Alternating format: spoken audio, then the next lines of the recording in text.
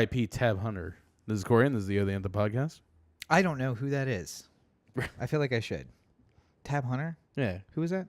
Gay Hollywood icon. Ah, yes, that's right. I saw that story on Twitter. I'm in touch with what's cool and what's new. Good afternoon, everybody. Welcome to episode 222 of the O The Anthem podcast. We've planned nothing special for this repetitive 2 episode. Trips twos.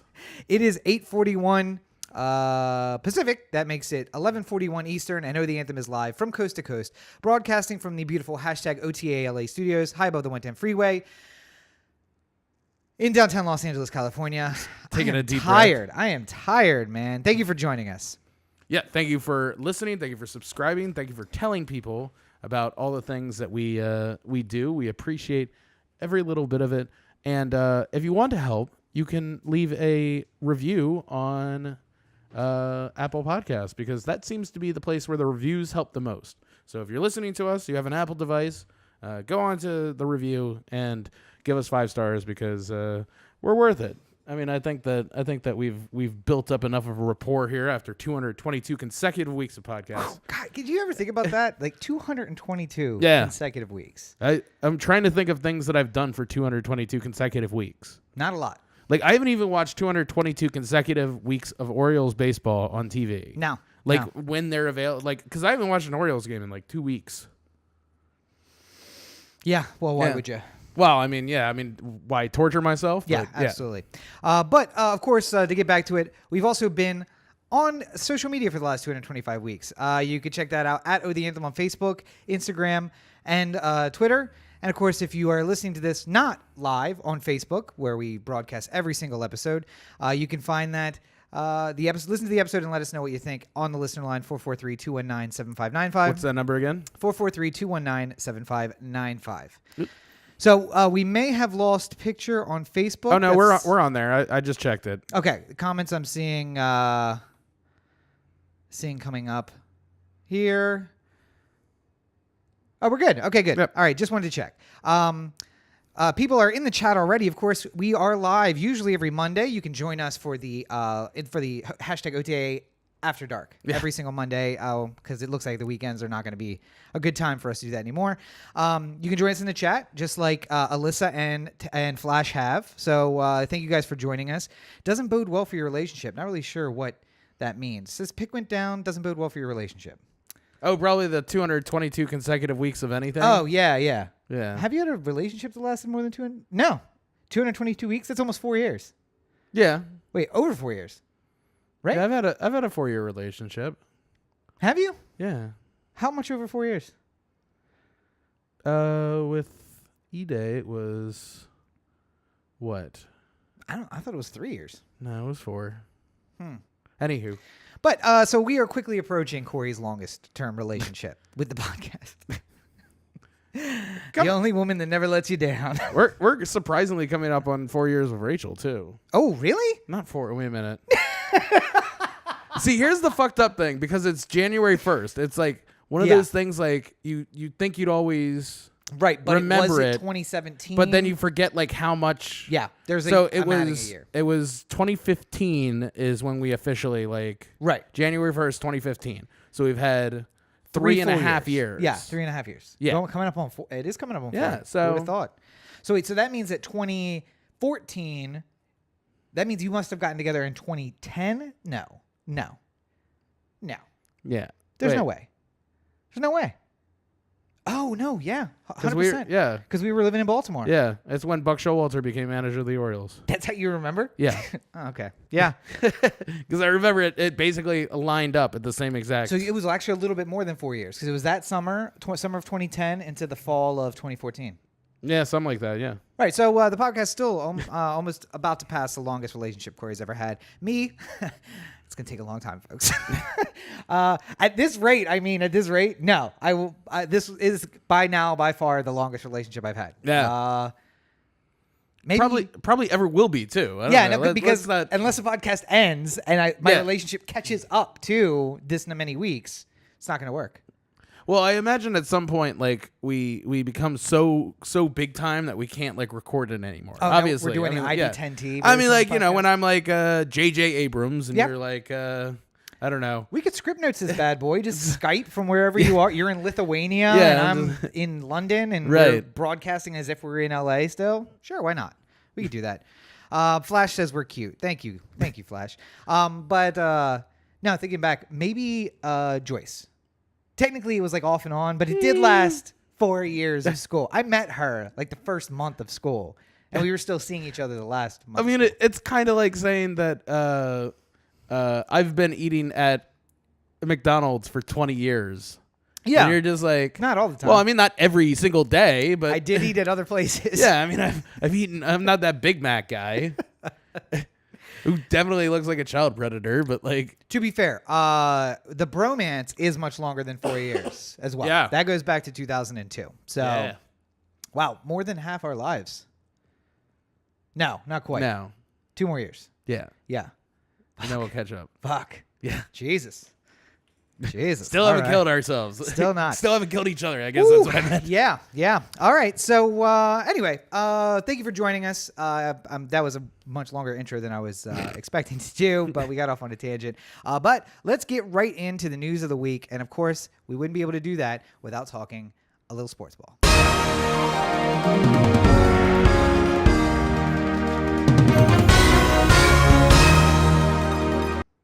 Love it. So we'd love to talk about the Orioles, but have they been statistically eliminated yet?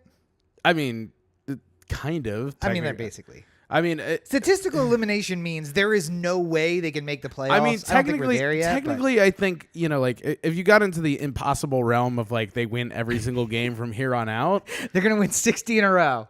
But I mean, like, I know that when I on a LARF just looked at the MLB standings at one point, they had their chances of making the playoffs at 0%, like 0.00%. Right. That's because you'd have to go out beyond 2 decimal points to actually get to the chance of. I mean, let's. Oh my God! Hold on. When's the last time you looked? I haven't actually looked at this number until just now. If you want to see the look of desperation, check out the video right now because Corey is looking very desperate. We're more games back than we have wins. We have 25 wins, 66 losses. That includes the split doubleheader today. We actually won a game today. I guess when you get 2 cracks at it, you get more of an opportunity. Sure. They are 37 and a half games back. So we've won 25 and we are 37 games back. Yeah. And we played a little less than half the games. Okay. Here's an interesting over-under from you. Yeah. For you. Orioles, 37 and a half games back, or the combined number of games back from the Miami Marlins, Cincinnati Reds, and San Diego Padres, who are all last place in their division in the National League. I'm going to go against my better judgment and take the National League. There is the Orioles are more games back than those 3 teams. No, combined. I'm sorry. I did the math wrong. 28, 20. 39.5. Yeah, so they're only 2 games further back than the Orioles are on their own. Yeah, so the Orioles are 2. So, hey, take that as we're worse than the Marlins, the Reds, and the Padres combined. No, we're not worse than them. Just slightly not worse than them. Well, all these teams are very close to 40 wins. No, yeah, and the Orioles are at 25. Oh, my God, KC's only got 25 wins, too? They're 25 and 66? They're 25 and 66. But wait, so the West must be worse because they're not 37 games back. The Central? Yeah. They're 24 and a half games back. Right, but that's a way big... I mean, well, we have the Yankees and the Red Sox in our division, so... Yeah, and there's nobody really... The AL Central is the worst division baseball's ever seen. Oh, yeah. So... Oh, comments from the Peanut Gallery here. Love the graphics. Flash says makes it worth it this late. Makes live worth it this late. Thank you. Yes, we have stepped up the game with the graphics. Moving forward, hopefully we'll have more of those. So thank you for that. And Kent has joined us. Kent, welcome all the way from the late night in the East Coast, along with Flash. And who else was here? Alyssa was here earlier. I see Anna has joined us. Thank you guys for joining us here on the podcast. We appreciate it. Feel free to comment and question. So we're not going to talk about the Orioles because it's a lost cause. Yeah. I mean, but this week is the All-Star game. No, No, next week is the this All-Star this is the week where they announce the All-Star game. Yes. And there's a couple bright spots. For the Orioles, Manny Machado has been voted in as the starting shortstop, so we got that going for us. And somebody else has to have made the team, No. right? Nope. Who would go? Who would go? Well, Chris Davis is making $67 million over the course of his contract. You know, I it's funny. assume. I saw the stat not too long ago. LeBron James, 4 years, $154 million. Yeah. And Chris Davis was like 6 years, $200 million or something Yeah. left. I'm just like, Jesus Christ. LeBron James is more affordable than Chris Davis. And I imagine probably would be a better baseball player. At this point. And by the way, LA market can absorb that contract a lot better than Baltimore. true. So, you know, what are you going to do? Anywho. But he's in the All-Star game. Yeah. And the most you know who important else part is of in that. the All-Star game? Who's that? Just a quick thing. I know I'm If you guilty say Ryan of this. Flaherty, I'm going to No. punch you in the face. I'm guilty of this myself, but I think all the Oriole fans should think about this next time they are talking about who the Orioles should sign and how much and stuff like that. We were both on Nick Markakis' case. Yeah, for going about for a $4 million. for a 4-year deal. Yeah, $4 million. Because the Orioles wanted to sign him to a 3-year deal. But overall, it was really $4 million more. Well, of yeah, value. yeah, but I'm saying like the Orioles didn't want to go past 3. Right. The Braves went to 4. Yep. And he went with the Braves instead. Right. The 4th year of his contract, Nick Markakis is going to be an All-Star for the first time in his career. Yeah. And the Orioles also didn't want to go past 3 years with Nelson Cruz.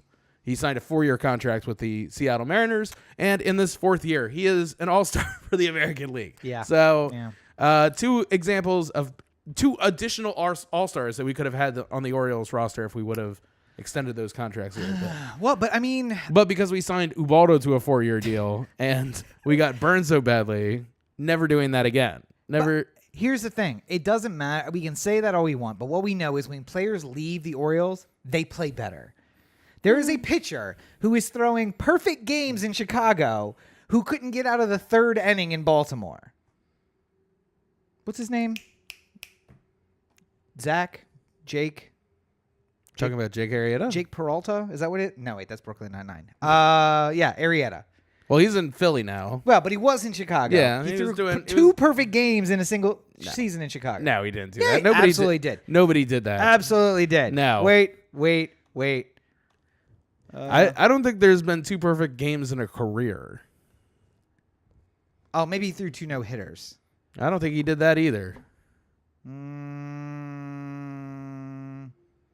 He threw 2 no-hitters in the same season. Mm. Oh, no, but he threw a perfect game in 2015, too. He threw 2 no-hitters and a perfect game in 2015, which would have been... I completely forgot about his perfect game then. Yeah. Well, good for you, Jake Arrieta. Enjoy. See, how And did Josh- I pulled that from and Josh- somewhere deep in here that I knew he had done something. And Josh Hader is like the most valuable bullpen piece ever, and he was just a throwaway in the Gerardo Parra trade. It's a lot of things, but I Yes. mean, like more than anything, we should applaud the people who were with us. I feel tangentially related to Nick Markakis' success still in Atlanta. I feel bad for Jonesy, who will not get a ring. He's here for the rest of his career on that 6-year contract. So No, his contract ends this year. I feel like he just signed one. No. Oh man, weren't we like teasing Shanny just like last year about him signing a new long-term contract? No, probably not last year. Maybe it was the playoff year. It was the first playoff year. 2012. Seems like it was just yesterday. That was a 6-year deal. Yeah. Yeah, so it's done now. Damn it. How time flies, like sand in the hourglass. We'll be rebuilding for the next decade or 2. Maybe our kids will get to see. Yeah.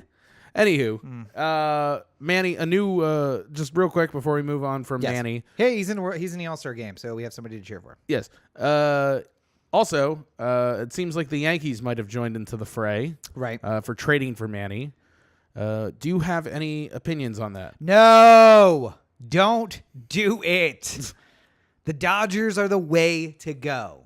Go with the Dodgers. You don't know anything about the Dodgers system. Don't care. I know that their stadium is half a mile away, quarter of a mile to 2/4 of a mile away. And if Manny's here, we can watch him play. Although it's going to be expensive as shit and take like an hour and a half to get there. But I mean, we went to Baltimore game, so you know. The last year of our season tickets to Baltimore were a bit ridiculous. Yeah, a little expensive. And it took a long time to get to the ballpark. So really, it's not that much different. We're technically closer, but it just takes just as long as it would to get to Baltimore. Honestly, it took me 2 hours. I honestly think the bus is the way to go. I mean, it probably is. For every Dodger game. But it took me 2 hours to get from my work to an Oriole game. Is there a chance it takes us... On the shore, though. From the shore to the Oriole game. Is there a chance it takes us 2 hours to get from our apartment to the Dodger game? Because we got to get to Union Station, wait for the bus, catch the next bus. See, the one time that Rachel and I went to the WBC game... Yeah. That's a whole different beast, though. It took an hour for our Uber to get from our apartment to halfway up Vin Scully Avenue. Yeah, and then you were just like, peace, turn around. Like, I'm done with this. I'll climb. I will walk the hill. I will walk the mountain just to... Because it was also like, we bought the tickets at like 6:40, and we're just like, yeah, sure, we'll be able to get up there in time. Nope. It's the third inning already. We missed the first hour. I closed my circles. That's my Rachel impression. Yeah, I don't... I can't imagine I would be happy if the Orioles traded him to the Yankees, but if that is the best offer, I will take it. And the reality is he may end up there next year anyway, and that's way beyond our control. So yeah, in the end, it really should be get what you can for him now, right? To whoever I would probably tell them going into any negotiation for a trade, you got to pay the in-division tax. Oh yeah. I would just tell them up front. I'd be like, listen, I'm willing to listen to anything you may pitch, but understand that it's going to cost you 10% more than it would cost the Dodgers because we're dealing within the same division. So if you want to play by these rules, then by all means. It's like when there's something like you don't want to do, and it's just like, I'll come out, but you're buying my first 2 drinks. Yeah, I don't want to be there. Or it's like I'm the plumber, and it's just like my whole apartment's flooding. It's like, all right, I'll do it, but you're going to have to do 120% of my rate for me to come out right now. Yep. And it's just like, anything to keep my apartment from flooding. It's like, got it. All right. See you then. How about this? Can we get all of the Yankees' international money? I don't know how much that is, but let's just get I don't think all it of matters. No, yeah, because I know that there's a lot of young talent, and the Orioles don't do anything about it. We should go out and find some of that talent wherever it is. Central, South America, the Caribbean. Hold on, let me write up this tweet and see how Orioles take it. Orioles Twitter. Sign young developing talent. That's not how we do things here. That's not the Oriole way. Well, it's a pitch. It's thinking a little bit outside the box here, but it's not the Oriole way. Yeah. So it would break my heart if he went to New York because it's even less likely that we're going to see him here.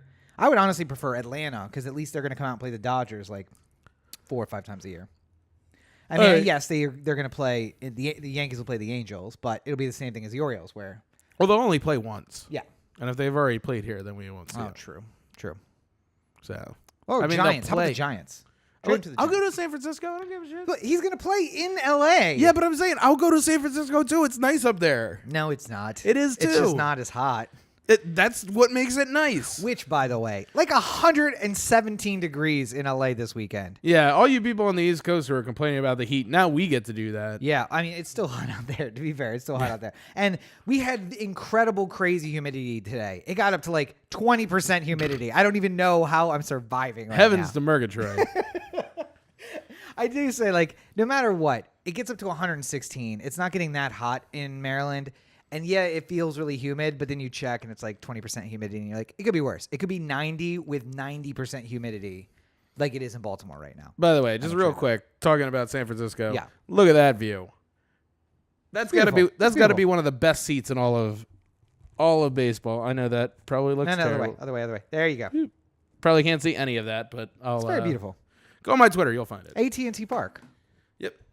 Anywho, moving on. All right, wait. Let's while we're here, let's close it on up, and that's Sportsball for the week.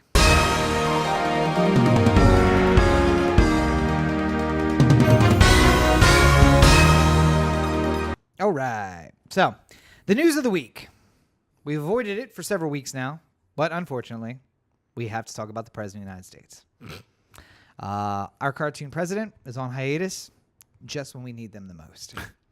Unfortunately. Same thing with John Oliver too. I know. Where is everybody? Like last week, John Oliver goes on hiatus. He's just like, "I'll be back next month." I'm just like, "No, we need you right now. We need you. Come back." By the way, did you hear the latest from AT&T about HBO? No.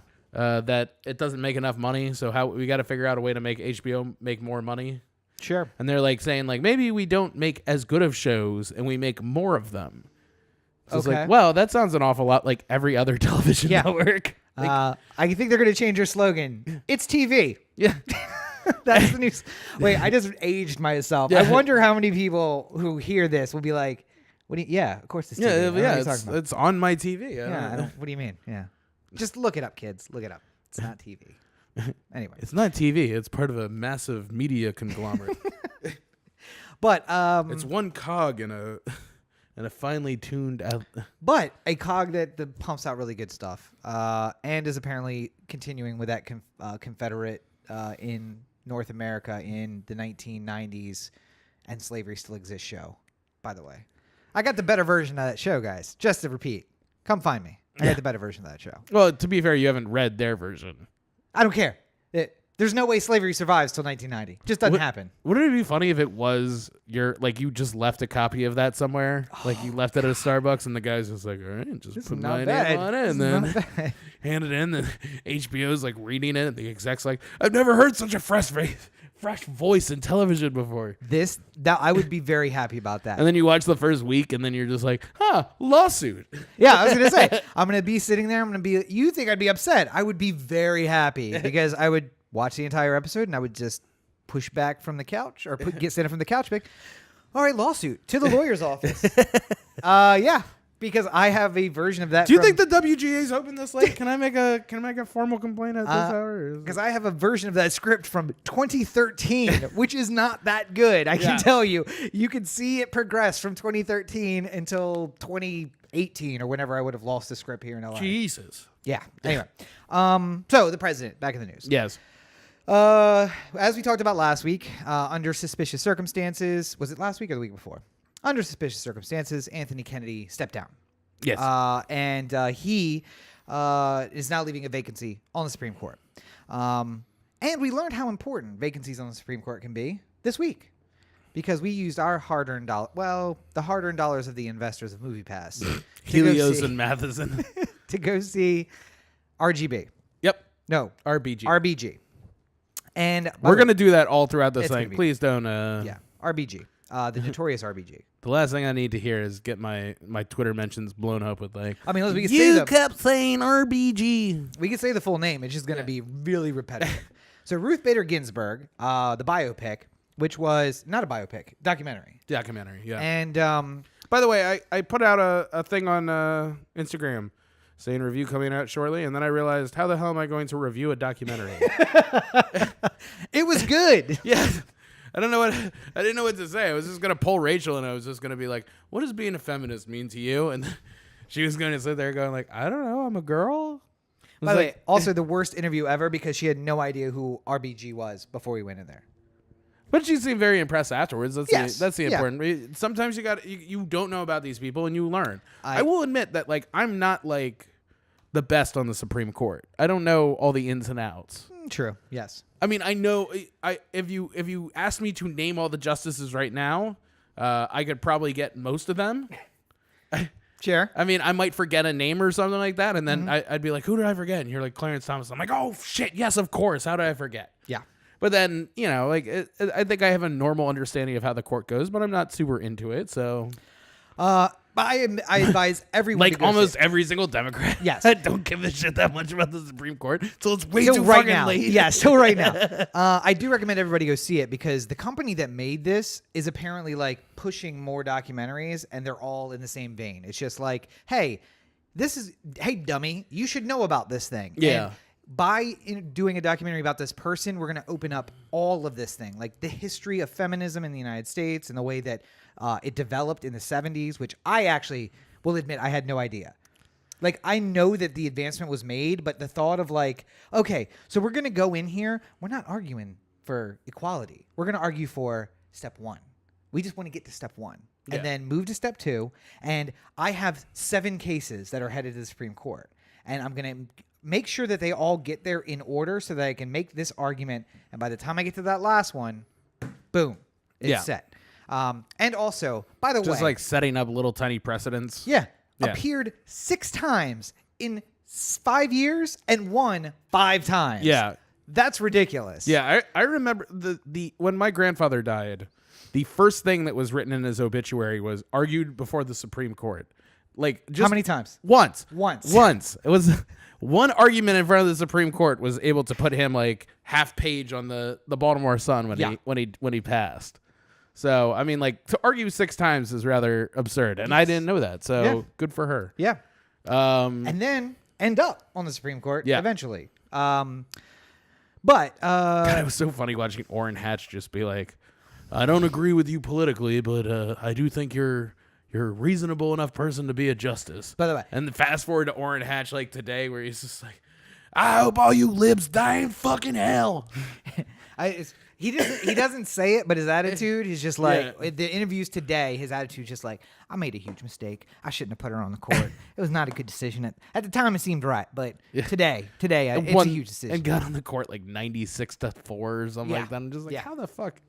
But, I mean, different back then, times, that would different times. Yeah, absolutely. Yeah. And the thing that I learned is that, like, you forget. I mean, I forgot that although she is the liberal bastion now, and maybe she was that in the 70s, she got on the court as the center voice. Yeah. Like trying to bring the voices on the left a little to the right and the voices on the right a little to the left, and like, let's find something in the middle.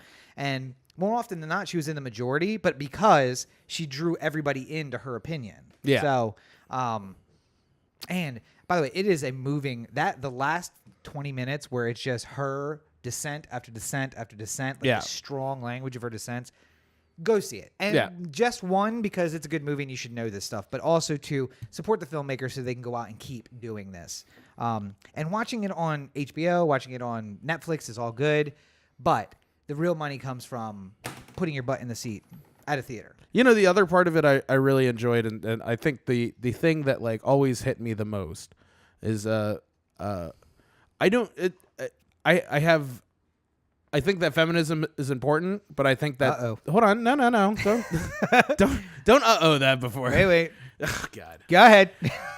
I think feminism is important, but I think it's also important not to say what the voice of feminism should sound like. Sure. And I think that Ruth Bader Ginsburg has done it in a different way than other feminists have done it before, and I think her method is just as valid as other methods, where hers is more about like inclusion and like, I don't want to be the center of attention of this issue. I just want to do what I can to make things equal, rather than just to pick a name like Gloria Steinem, who might be more out there, or a Allred, yes, who will hold a press conference and scream about the grave injustices. RBG will write in her dissenting opinion why this is not right, but she won't ever go out on in front of a camera and just be like, you don't understand what's going on. Like, and the one time she did, she apologized profusely, and it was like the one mistake of her life, right? Basically, I did like that Gloria Steinem was in the movie, though. She was, and was basically like biting her tongue and just trying to find a nice way of saying, like, you know, she's like a half measure. I would have liked her to be a little more passionate. I would have liked her to like do things my way, but she had her own way. I guess that's fine. I'm just saying, at the end of the day, she's going to be remembered as one of the most important voices in women's history. Yes. I mean, you know, I don't know where on the list she would rank. I think that's up for debate. Sure. But I mean, like, any conversation about inspirational American women is going to have to include her at some point. Yep. And I think that unlike many others, she has been able to do the speak softly and carry a big stick version of feminism, which has worked tremendously well for her. And not that everyone should do that, but that varying voices is what helps rise the debate for everybody. Sure. You know? Yeah. If everyone sounds exactly the same, then it's easy to minimize the argument. We are about to not have that. Because and I did a little research before the episode. I know I told you I hadn't really read up a lot about Brett Kavanaugh, but I did a little research while I was waiting. And the interesting thing is this, that I was upset about Gorsuch, not because of who he was, but because the way that it was handled. The let's wait for an election. We're not going to give you a vote at all. Mm-hmm. Not even going to give you a hearing. Wait for the election, and then immediately after the election, Gorsuch goes in. But what was the name of the guy who Obama put up? Garland. Yeah, Merrick Garland was very much a centrist, and he was replacing Antonin Scalia, who was very much a conservative voice. And this is one thing that the Democrats for the first time did that the Republicans always do, which is Democrats historically have replaced the person who is stepped down from the court, who has died, with someone of equal standing. So they'll say a centrist is now off the court, or somebody who is a little to the right. And Democrats have actually nominated judges who are on the right because they want to keep the court balanced. The other problem with Democrats, especially in the last, what we're really talking about here is the last 40 years. Yes, because before that it was just jurist. Nobody really knew what a judge stood for prior to essentially Carter. So let's take it from that point on. There's no.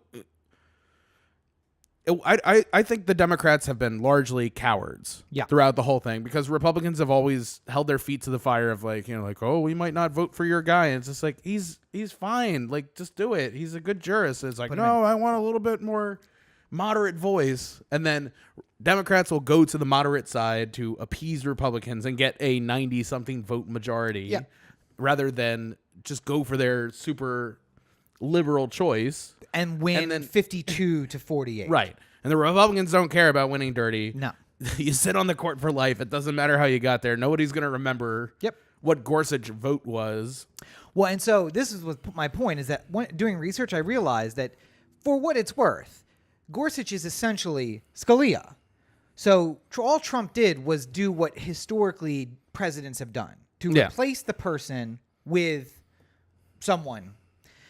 The difficulty here is Kennedy is very much a centrist. He's very much a moderate. And now they're trying to replace him with somebody who is just on this side of Gorsuch, which will swing the court far to the conservative side. And at 53 years old, will swing the court for a long time. Yeah. Because I think the average age... these two are going to be on the court for probably 40 years, assuming that, they live like a normal Supreme Court justice seems to live, unless they retire early or something. What we saw was very good health care for the justices too. So clearly, but unless you're Scalia and you're murdered by somebody in the government, the deep state got him. Obama got him. Yeah, Obama killed Scalia. I absolutely guarantee you it happened. Yeah. You know how I can guarantee you it happened? His family is not happy at all when anyone ever brings this up. Yes. His family's please, for the love of God, let us grieve. It's your husband was murdered by Obama. It's no, he wasn't. He wasn't. He was a very old man, and he was in very bad shape, and he really liked bonbons. And those three things did not add up well. He had sleep apnea. Yeah. He was Corey, 15 years from now. And a little bit more than that. Well, he was older than that. That's what you're gonna be. Oh, yeah, one day. Yeah. But nonetheless, so the fact that I was gonna say, I hope I make it to what did he get to, 67? No, he was older than that. Okay. He was in his 70s. Oh, good. Yeah, see, late 70s too. Yeah. Yeah, you'll never make it. Lucky me if I get to 70 something. The upsetting thing now is that had Obama been able to put Merrick Garland in, that yes, we would have replaced Scalia with a moderate, and for the next 2 years, it would have been a moderate court, right in the middle.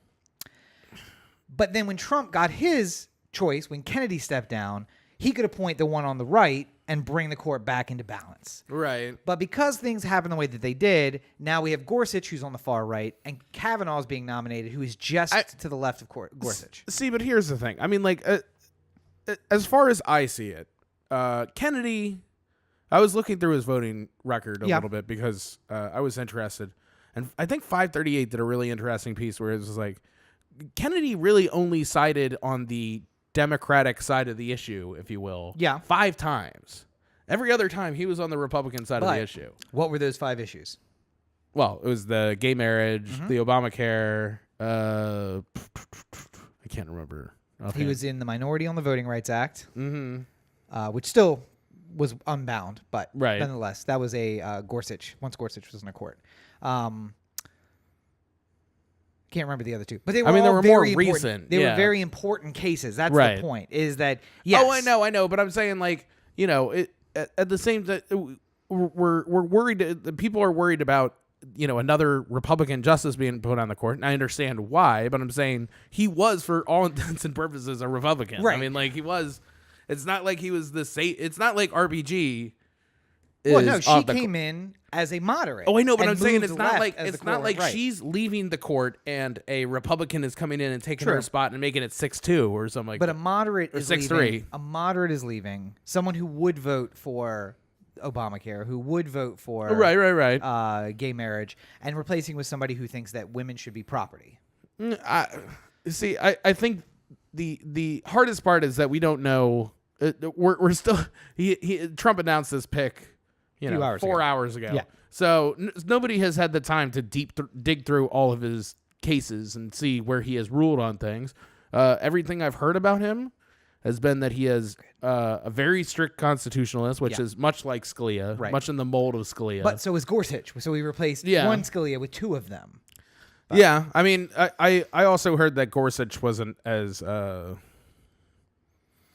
what's the word I'm looking for? Well read as Scalia. Yeah. I mean, like Scalia was a constitutionalist who was very, very much into the law of how everything can tie into the Constitution somehow. Where Gorsuch was just more of like sort of a right-leaning person who used the Constitution as a basis for why he would do something, right? And sort of find it like the Constitution, reverse engineer how the Constitution works into his. The Constitution says 3/5 of a person. It means 3/5 of a person. Let's count these votes correctly. and then he comes back. He's just like, I was wrong. There's another amendment at the end. No. I go off the original Constitution. I'm a strict constructionist. Only higher numbers mean more. It's like, all right, well, free speech means the most. No, guns. They just got it wrong when they wrote it. I don't know why I gave Gorsuch reverse engineering. I don't know why I gave Gorsuch that accent. He's not from the It's like South. a discount Ross Perot. Wait, are we talking about Jeff Sessions? Jack Kemp's my running mate. Anyway, so I guess we'll have to wait and see what comes out over the next week about Brett Kavanaugh, but I don't think it's a good thing. More importantly, the thing that upsets me more than anything else is that for the last 50 years, for the last 200 years, we've nominated not extremely old, but older jurists in their late 60s and early 70s, with the understanding that a lifetime appointment to the Supreme Court means 10 to 20 years.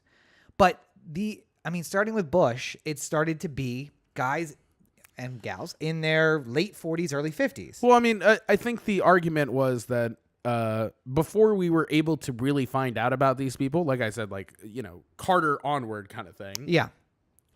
The idea was the only way you could figure out whether somebody had a really great grasp of the law and if they were like a really talented judge or jurist is that they have this huge caseload that you can go back on. And to get a caseload like that with interesting decisions and things that sort of like answer all the questions, you had to be fucking 60, 70 years old.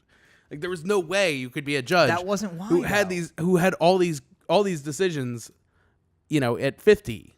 But that wasn't why. They did that so that even though it was a lifetime appointment, it wasn't a real lifetime appointment. Oh, I know. I don't want someone on the court for 45 years. Because the other problem is people tend to get more conservative as they age. And you don't want to put somebody on at the age of 55 and not know who they're going to be at age 85. Yeah. Because you know what? Again, Orrin Hatch probably regrets the fact that he put a moderate Ruth Bader Ginsburg on the court in 1993 because she has become, in 2023, the bastion of the left. Yeah. So, in the end, that's why you don't want them to be there very long. Now, I think she was in her 60s when she was nominated. Something like that? Late 60s, yeah. She was... So she just refuses to die, which is a whole different thing. They basically... I seem to remember them talking about that, where it's like, why did he nominate... She was too old to be a nominee. Right. She was over the... she was... Over the preferred age, yeah. Preferred age, yeah. You were looking... They liked... In the mid-60s, early to mid-60s, you get a nice 20-year bump on the court, and then you step down or you're dead. Which is another thing, by the way, I don't think is taken into account. People just live longer. Yeah. We're going to have to take that into account. Maybe, by the way, maybe lifetime appointments to the Supreme Court are not a good idea.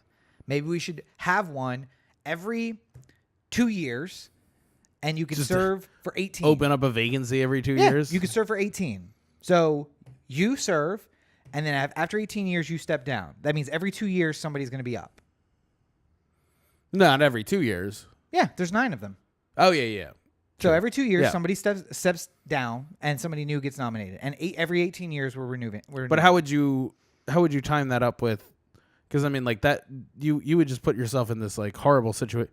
See, because here's the other thing: nobody's going to vote on a Supreme Court or nominate a Supreme Court justice if they have the minority in the Senate now. Yes, that's just what Mitch McConnell did. Mm-hmm. So I mean, if the Democrats, that's why he's rushing this now, because he doesn't want to be in the minority after November. If the Democrats take the House and the Senate in November, just a hypothetical here, then we're going to be in the situation where, if another Supreme Court justice falls and Trump would get to nominate another one. Third one. Yeah. A third of the court. The Democrats would just say no to everyone.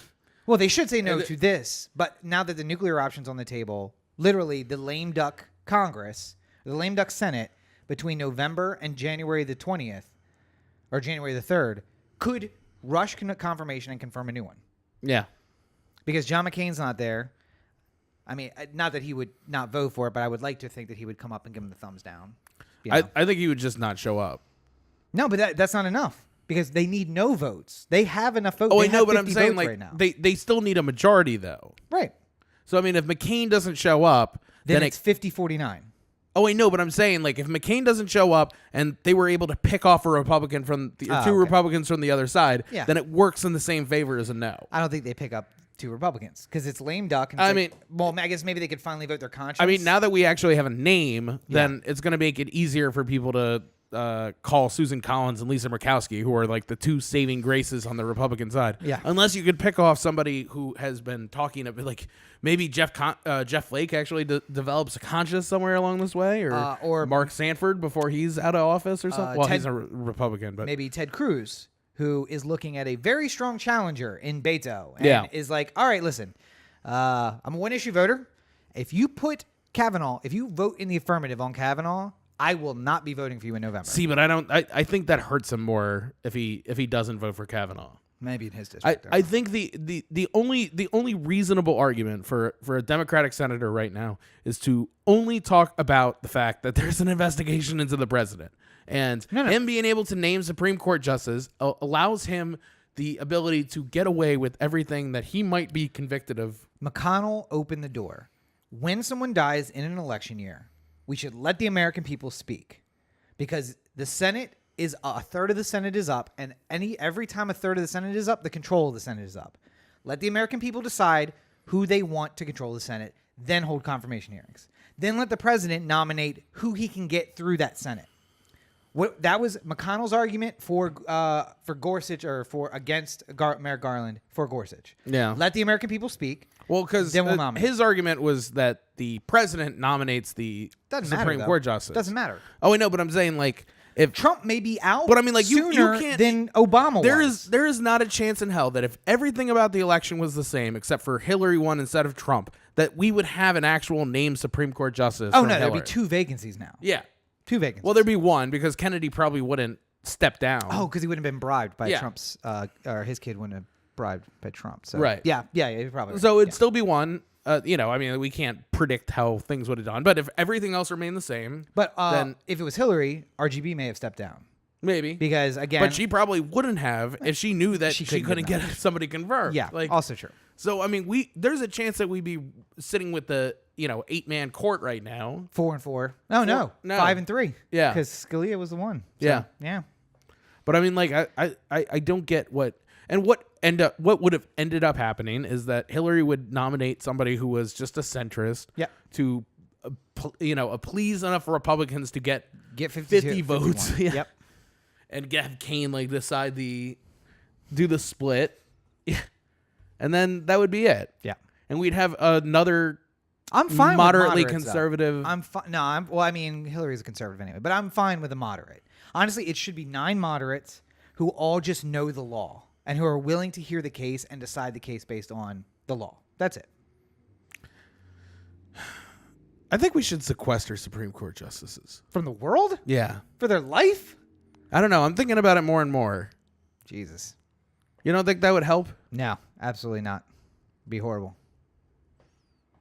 Be horrible. Okay. No, but I mean, but if you want to cycle through some justices, that's one way to do it. You send them to an island, you bring them back in only to hear arguments, and then they're gone again. I was thinking about like Adam Carolla's like instant replay gimp. Yeah. You remember that whole bit? No, I don't listen to Kroll anymore. Well, it was a long time ago. I thought it might have been. No. Where it's like you just have somebody who has no comprehension of the world. Oh, and he comes out And he just comes out and looks, and he's just like, well, it's clearly a catch. And All right, like, it's a catch. It's like whatever the common sense ideals of the person who has no idea what's going on. Yeah. So like you just bring out like you just open up the little door and Ruth Bader Ginsburg walks out and she's just like, what are we talking about? It's just like should gay people be allowed to marry? And it's just like, yeah, why not? It's like, all right. Back in your hole. Back in your hole. I mean, honestly, and if you want to cycle through justices, that's one way to do it.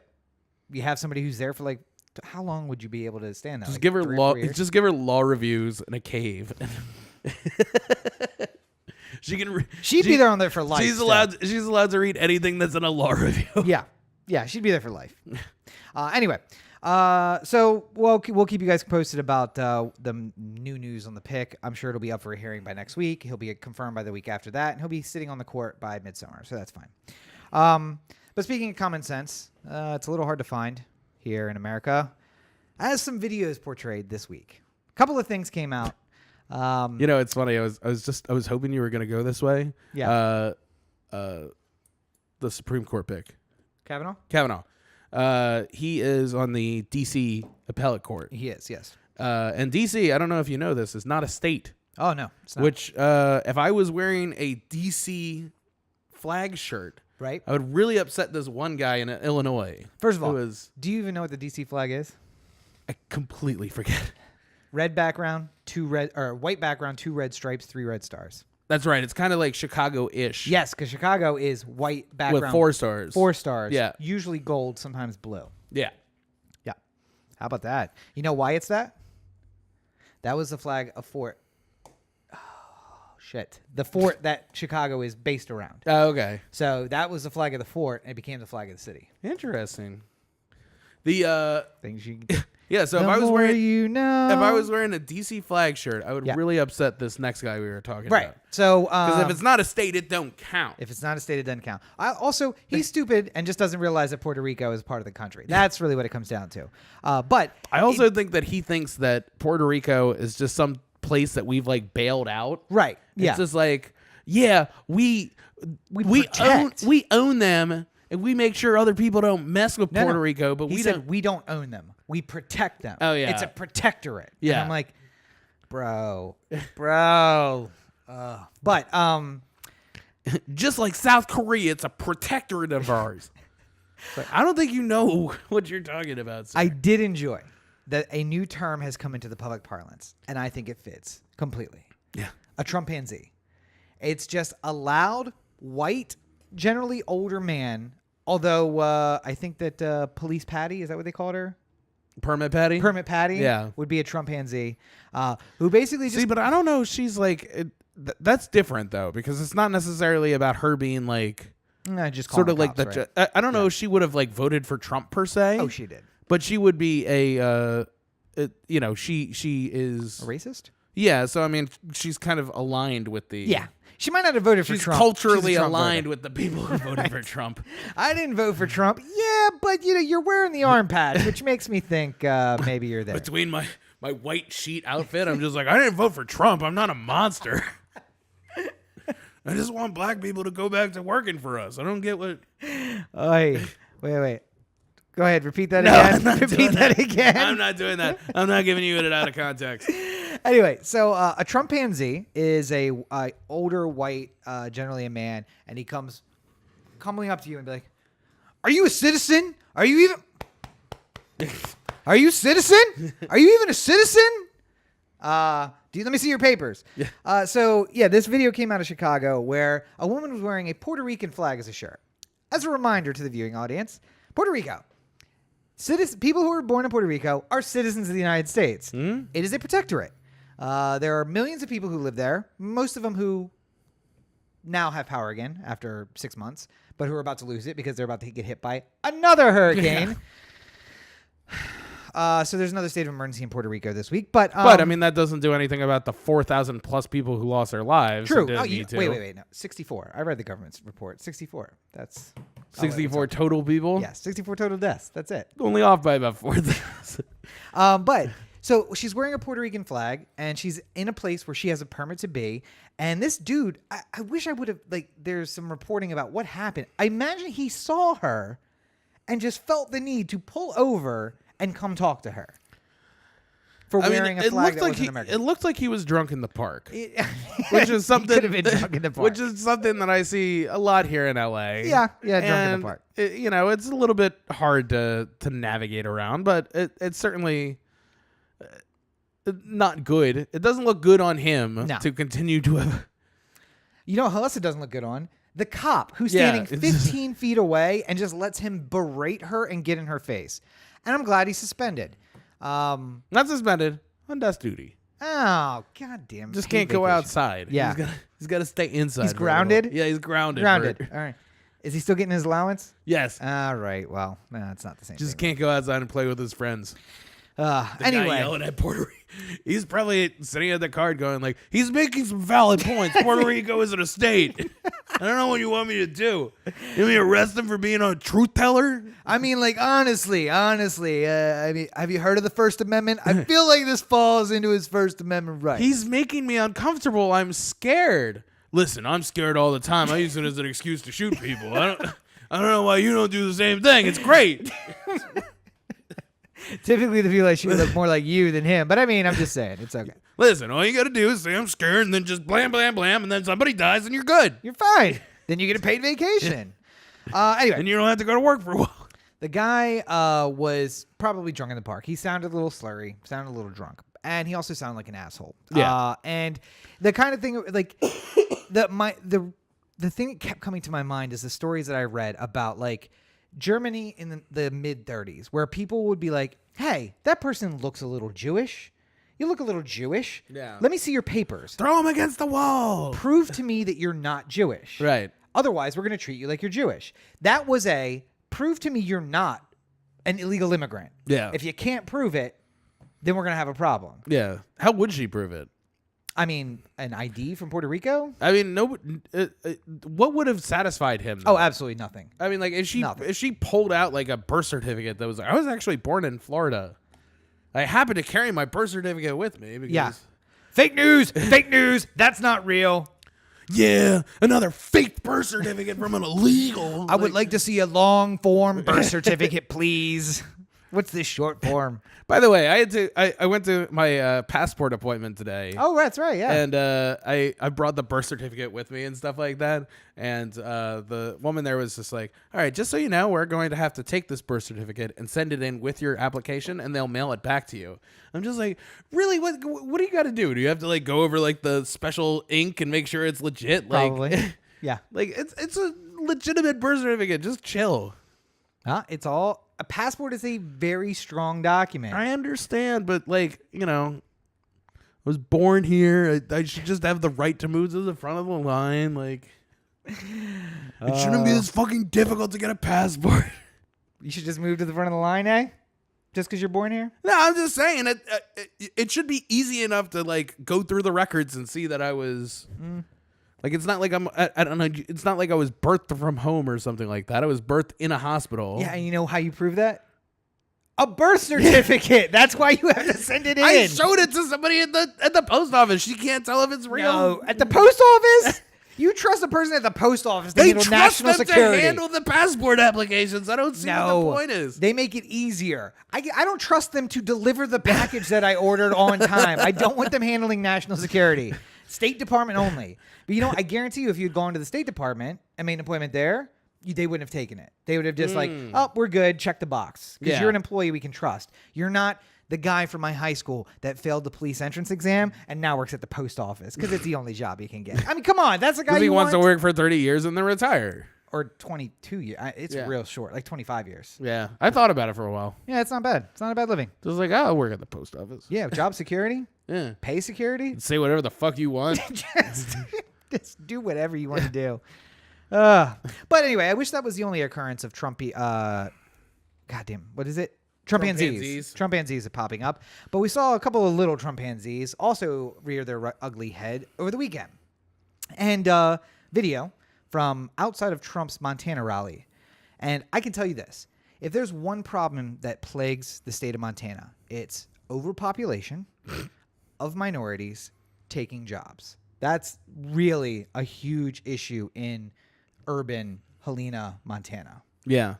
By the way, quick reminder, Montana has less people in it than Los Angeles does. Yeah, the entire state. Yeah. I think they said that every person by a lot too. Not even, it's not like a legitimate argument like, oh, maybe on a good day Los Angeles has more people than Montana. They have two senators and one member of the House of Representatives, I think. Yeah. Which means no, they have two.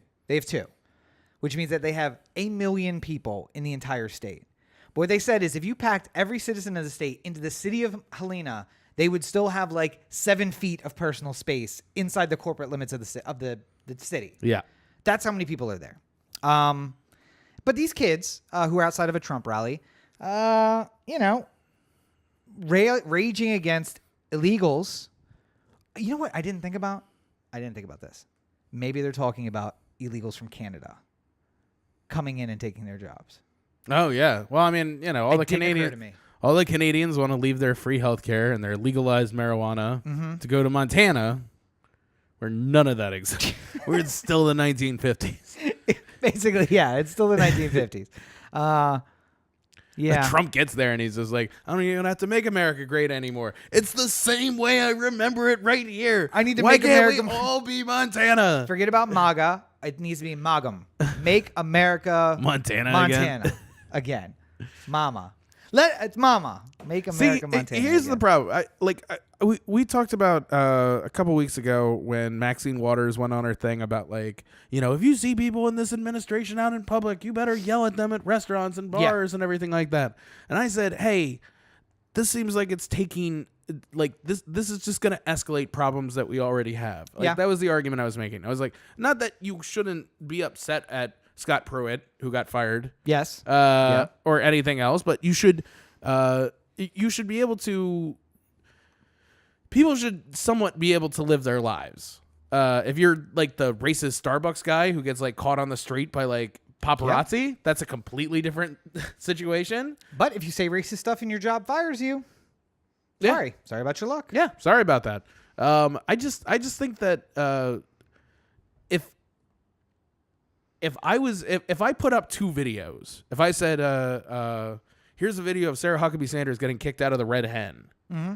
And I showed it to a conservative person, and they were just like, "Oh, that's outrageous. She didn't do anything wrong. She should be allowed to eat." And be like, "Okay, here's the video of this guy yelling at a girl in a Puerto Rico shirt." Yeah. If you can't see how those two things should be like that woman went and got a permit. She was like spreading out food for like a family function at the park. Yeah. And this guy comes up and starts harassing her. And it's just like, if you can't see why these are both issues, like I'll give you the Sarah Huckabee Sanders one hypothetically, even though it's a private business, so he's allowed to decide who he wants in his business. If he makes a habit of just kicking all conservatives out, then it's I don't think he kicked her out. No, he asked her to leave. Yeah, because they were making a scene. No, because he didn't want the staff was uncomfortable. Oh, well, I didn't even hear that part of the story. Good for him. I want to go eat at the Red Hen.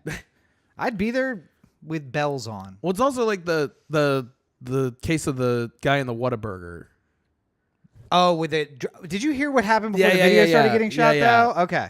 Yeah, it's real easy to start recording right before the dude throws soda on you, not recording the 5 minutes before where you're like, I think that guy would look good hanging from a tree. Yeah, we should really start ethnically cleansing people. Yeah. Yeah, Hitler had it right. Let's mark him and kill him. Like, maybe record that first, and then that puts into context the drink throwing. Because honestly, if I heard people saying that, I might throw a drink on you. Yeah. The difference is, you probably wouldn't get your MAGA hat back, and I probably wouldn't get arrested. I'd be outside talking to the cop like, do you hear what these little shits were saying to somebody else? Well, you can't take somebody's property, sir. I'll give it back. I'll give it back. And they gave it back. And then he took No, they didn't give it back. The cop took it back. Well, yeah, and but I'm then saying gave it to like the kids. I would give it to the cop. I'd be like, I ain't talking to that little fucker. Fuck that little bitch. Yeah. Yeah. I don't know. I just feel like it's like one of those things like everyone's talking about like in the election, like how can you trust Hillary? She's so dirty and like everything is so like and everything is based off of something that Alex Jones told like at some point has led to now it's on Fox News and now it's like, you know, Hillary killed what's the staffer that they were talking about? Oh, I mean, she's killed everybody. Oh yeah, she's killed like 20 people. Yeah. It's Anybody who could prove, like Harambe had evidence that Hillary Clinton rigged her email. So he had to be put down. Sorry about it, Harambe. No, but I mean, like, I think that like you can make any little tie to Hillary killed this person, and that's why she shouldn't be president. That's why you can't trust her. It's like all this overwhelming evidence of Trump, and it's just like nothing to see here. But nope, nothing. Like, if at the very least, this is the thing I want for my Supreme Court justices. I want them to be able to look at like situations like this, and it's like yeah, they're both in the wrong. Okay. They're both stupid. The only answer I will say is Sarah Huckabee Sanders has put herself in the public eye. Yeah. Puerto Rican lady has not. Oh, no. And when you get exposure, when you put yourself out there for exposure, you have to expect that it can be blowback. I'm not saying that they're identical situations, but I'm saying that if you think that Sarah Huckabee Sanders being asked to politely leave a restaurant is the same thing as some woman getting harassed at a park for wearing a Puerto Rico shirt, like one of these is acceptable and one of these isn't, then you've lost the like. Yeah.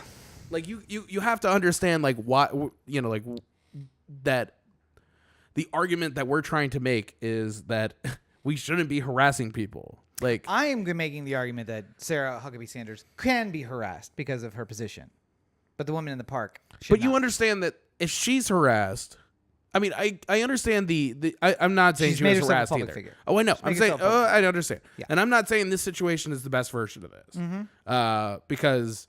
You know, it wasn't like the red hen guy, like, you know, cocked a shotgun and was like, if you don't get out of here or anything. She was politely asked to leave. Yes. And she did. And it was only. comped the meal, whatever portion of the meal she ate. Right. I think that what you're setting yourself up for, though, is that when it's President Biden in 2020 and his communications director, Huma Abedin, is out at a restaurant, she's going to be asked to leave all the fucking time because there has been a set precedent of somebody being acceptable of this one. And that's fine. What's good for the goose is good for the gander. Except for without President Biden, let's go with Madame Guillotine instead. That's what I say. Senator Guillotine? Uh-huh. Oui, oui. Exactly. Should we talk about... Nope. Are we out? We're out. Oh, wow. Yeah, really we sailed by this. Sold it. So, if someone was inclined, where else could they find crazy videos? Crazier than Alex Jones. OTheAnthem.com. Corey to OTheAnthem.com. O The Anthem on Facebook, Twitter, Instagram, and the listener line 443-219-7595. What's that number again? 443-219-7595. And you can find more of me at CoreyBakerFilmmaker.com, at LegendsCB5 on Twitter and Instagram, and Corey Baker Film on Facebook. The Jurassic Park review is up. I hated it. You can go watch it on YouTube. When's RBG's review coming out? You see, I don't know what to. I don't know what I would possibly say about it. I liked it. Yeah, I mean, like you can't really. You can sort of like nitpick a little bit on like detail or like on how like a documentary is like put forward, right?